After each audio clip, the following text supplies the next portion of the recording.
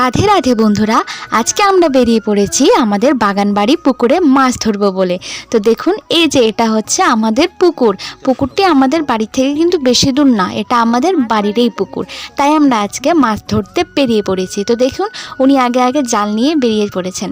তো জালটা আপনারা হয়তো ভাববেন এত কালো কেন। সত্যি কথা বলতে জালটাকে জামের কস দিয়ে কিন্তু কালো করা হয়েছে। তো এই যে আমি হেঁটে হেঁটে চলে যাচ্ছি, আর এই যে আমাদের পুকুর। সত্যি মাছ খাওয়ার চেয়ে কিন্তু মাছ ধরাটা কিন্তু ভীষণই একটা মজার বিষয়। তো এই যে দেখতে পাচ্ছেন, এটা হচ্ছে আমাদের বাগান। এই বাগানটিও কিন্তু আমাদের নিজেরই। আর এই যে আমাদের পুকুরটি, এই পুকুরটি কিন্তু বেশি গর্ত নেই, বেশি বড় না, বেশি ছোট না, মিডিয়াম সাইজের আমাদের এই পুকুরটি। এই পুকুরে আমরা মাছ চাষ করে থাকি, কিন্তু সেটা বাড়িতেই খাওয়ার জন্য বিক্রি করি সামান্য টুকিটাকি।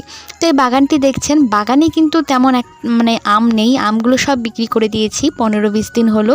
এই কারণে কিন্তু গাছে একটাও আম নেই। আর এই যে পাশে একটা রয়েছে আশিনা আম গাছ, এই আশিনা আম গাছে কিন্তু আম রয়েছে। তো যাই হোক, আমাদের কিন্তু জাল ফেলে দিলেন। এবার দেখি বন্ধুরা, আমাদের জালের মধ্যে কতগুলো মাছ আসে আর কি কি মাছ আসে। আজকে হয়েছিল বৃষ্টি, তাই পরিবেশটা এত সুন্দর, পুরো শান্ত হয়ে রয়েছে। আর চারদিকটা দেখুন, পুরো সবুজ হয়ে রয়েছে। বর্ষাকালে কিন্তু এটা অনেক আমার ভালো লাগে, পুরো পরিবেশটা সবুজ হয়ে যায়। তো এবার আমাদের মাছ কিন্তু চলে আসছে। চলুন বন্ধুরা, দেখি কি কি মাছ পাওয়া যায়।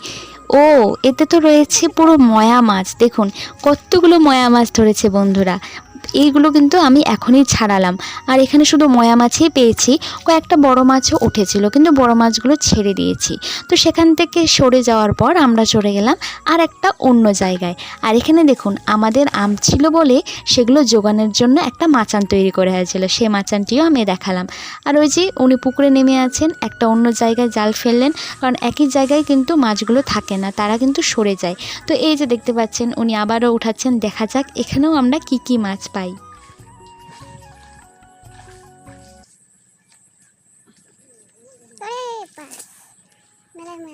তো বন্ধুরা, এখানেও কিন্তু ময়া মাছই উঠেছে, অন্য কোনো মাছ কিন্তু ওঠেনি। সত্যি কথা বলতে এই ময়া মাছটা এত দামি যে বাজারে কিনতে গেলে অনেক টাকা দিয়ে কিনতে হয়, কিন্তু এগুলো আমাদের বাড়ির টাটকা টাটকা ময়া মাছ। তো দেখুন বন্ধুরা, আমরা কতগুলো এখানে মাছ পেয়ে গেছি।